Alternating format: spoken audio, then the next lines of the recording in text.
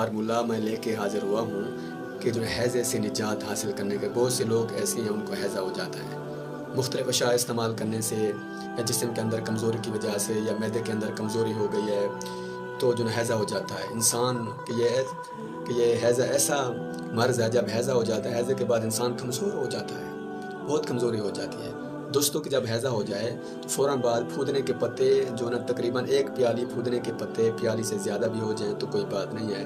اور اسی طرح سونف 2 چمچ, چھوٹی الائچی 7 دانے اور چینی حسب ضرورت 2 بڑے گلاس پانی میں ان چیزوں کو ابال کر جو نا ٹھنڈا کر کے دیں. بچوں کو فیڈر میں ڈال کر بار بار جو نا پلائیں. اگر بچہ سو جائے تو بچے کے اٹھنے کا انتظار کریں. بچہ جتنا سوئے گا اچھا ہے. 3-4 بار پلانے سے حیضہ کا مریض ٹھیک ہو جائے گا. وہ لوگ جو نا ہسپتالوں میں جاتے ہیں پھر بھی یہ حیضہ کا مرض ختم نہیں ہوتا ہے.